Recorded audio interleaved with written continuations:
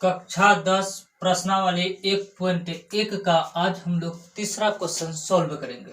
तीसरा क्वेश्चन क्या है कि किसी परेड में 616 सदस्यों वाली एक सेना यानी आर्मी की टुकड़ी को 32 सदस्यों वाले एक आर्मी बैंड के पीछे मार्च करना है। दोनों समूहों को समान संख्या वाले स्तंभों में मार्च करना है। उन स्तंभों की अधिकतम संख्या क्या है जिसमें वे मार्च कर सकते हैं। ध्यान दीजिए, सबसे पहले समझिए कि अधिकतम संख्या मतलब क्या होता है। अधिकतम संख्या मतलब होता है कि HCF यानी हाईएस्ट कॉमन फैक्टर। हाईएस्ट मतलब क्या, अधिकतम। यानी अधिकतम संख्या निकालने के लिए इसका मतलब हमको क्या कह रहा है कि इसका जो है HCF निकालना है। क्या निकालना है? HCF निकालना है। अधिकतम संख्या मतलब क्या, HCF यानी हाईएस्ट कॉमन फैक्टर, है ना। अधिकतम संख्या इसको समझ जाइएगा। अधिकतम मतलब समझ जाइएगा तो आपको एक क्वेश्चन अपने आप बन जाएगा। तो अधिकतम मतलब समझ जाइए कि इसका क्या निकालना है, HCF निकालना है ना। तो हम लोग इसको हल करते हैं। देखिए इधर हल करते हैं, है ना। इधर देखिए, पहले लिखेंगे क्या। क्वेश्चन है किसी परेड में 616 सदस्यों वाली एक सेना की टुकड़ी को, ऐसे लिखेंगे कि सेना की, हल करते हैं, लिखेंगे सेना की, है ना, सेना की टुकड़ी वाले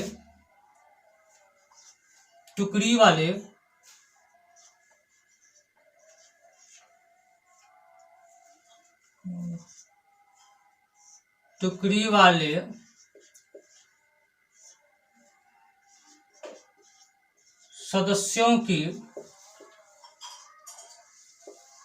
कुल संख्या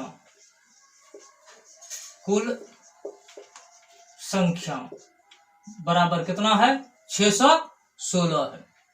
616।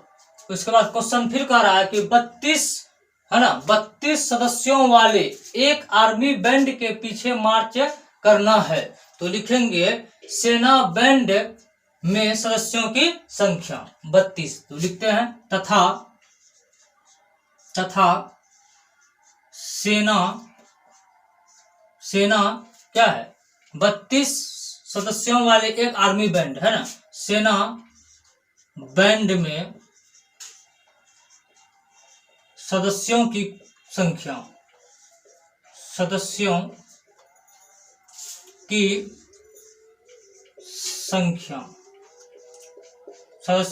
कितनी है, 32 है। तो 32 लिख दिए। कह रहा है दोनों समूहों के समान संख्या वाले स्तंभों में मार्च करना है। उन स्तंभों की अधिकतम संख्या ज्ञात करना है। अधिकतम संख्या मतलब क्या होता है, HCF। अधिकतम संख्या मतलब HCF, क्योंकि HCF का फुल फॉर्म क्या होता है, हाईएस्ट कॉमन फैक्टर। तो हमको क्या निकालना है, दोनों का HCF निकालना है।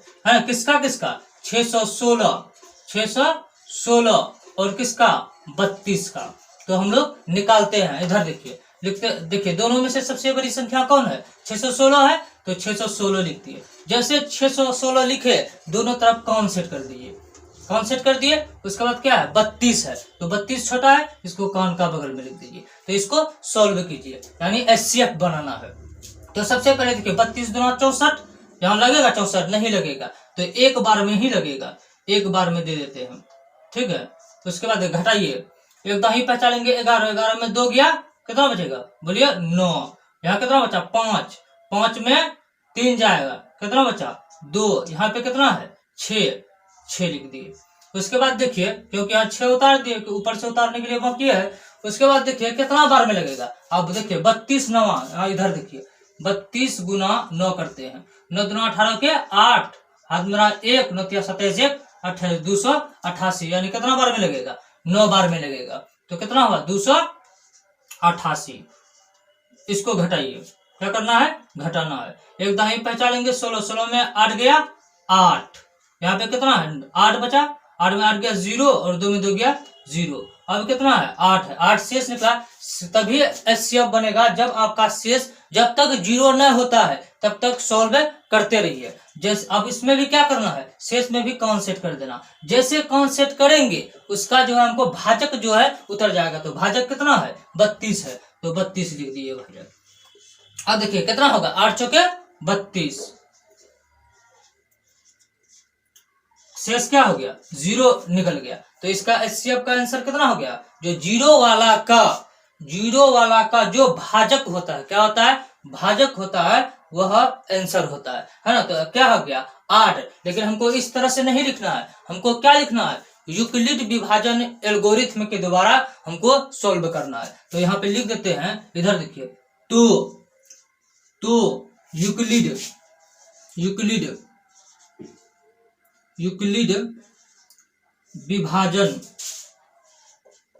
विभाजन एल्गोरिथम से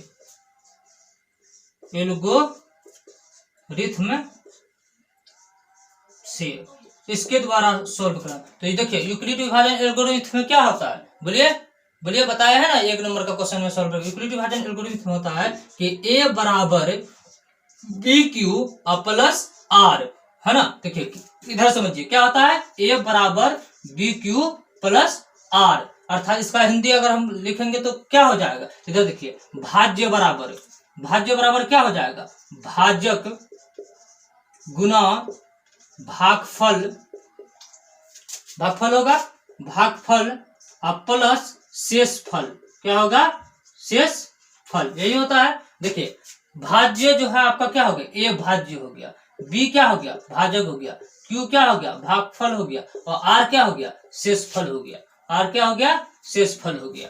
तो आप समझते हैं। तो यहाँ पे जो है लिखा हुआ है, जो ये देखिए 2 टुकड़ों में बटा हुआ है। कितना टुकड़ों में, 2 स्टेप में बटा हुआ। पहला स्टेप आपका क्या है, जहां से शेष निकला, पहला स्टेप ये है, ठीक है, क्योंकि यूक्लिड विभाजन एल्गोरिथम स्टेप बाय स्टेप लिखना पड़ता है। पहला स्टेप ये है, और दूसरा स्टेप क्या है, दूसरा स्टेप आपका ये बना है। तो उसी को जो है यहाँ पे लिख दिया। आपका यहाँ क्या बन गया, ये तो क्या हो गया, बोलिए, ये हो गया ए, है ना, ये हो गया बी, है ना, और ये हो गया क्या, क्यू, है ना, क्यू हो गया।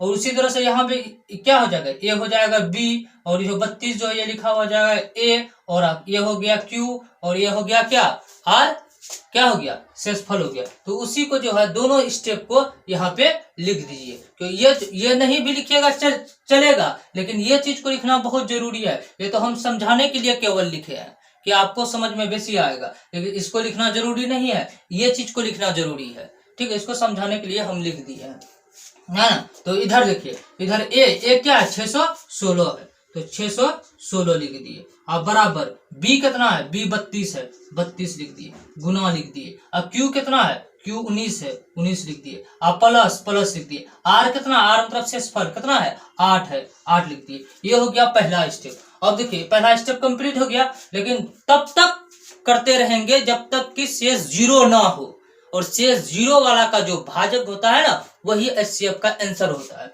ठीक है ना। इधर देखिए, उसके बाद क्या लिखेंगे, फिर ए क्या होगा, दूसरा स्टेप का 32 होगा, अब 32 लिख दिए। उसके बाद देखिए ये तो भाज्य हो गया, अब बी क्या हो जाएगा, यानी भाजक क्या हो जाएगा, 8 लिख दिए। भागफल यानी क्यू क्या हो जाएगा, 4 हो जाएगा। अब प्लस आर क्या हो जाएगा, यानी शेषफल क्या होगा, बोलिए 0। यहाँ पे देखिए शेष क्या निकल गया, 0, यानी जिसका शेष 0 निकला उसका हमको जो है भाजक जो है वही आंसर होता है। अर्थात हमको क्या निकल गया, HCF जो है इसका निकल गया। किसका HCF किया है, बोलिए 616 और 32 का जो है HCF निकल गया कितना, 8। लेकिन हमको इस तरह से नहीं लिखना है, हमको यहाँ निकालने के लिए क्या करा है कि उन स्तंभों की अधिकतम संख्या क्या है जिनमें वह मार्च कर सकता है, यानी हमको जो है स्तंभों की संख्या लिखना है। तो हम लोग क्या लिखेंगे, बोलिए, ऐसे लिखेंगे, अतः क्या लिखेंगे, अतः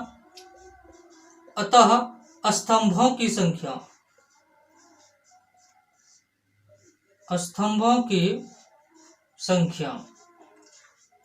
क्या हो जाएगा, अतः स्तंभों की संख्या बराबर 8। यही आपका क्या हो जाएगा, आंसर हो गया। साथियों उम्मीद है कि समझ में आ गया होगा। अगर समझ में नहीं आया है तो कमेंट कीजिए, इसका दूसरा विधि बताएंगे बेहतरीन तरीका से।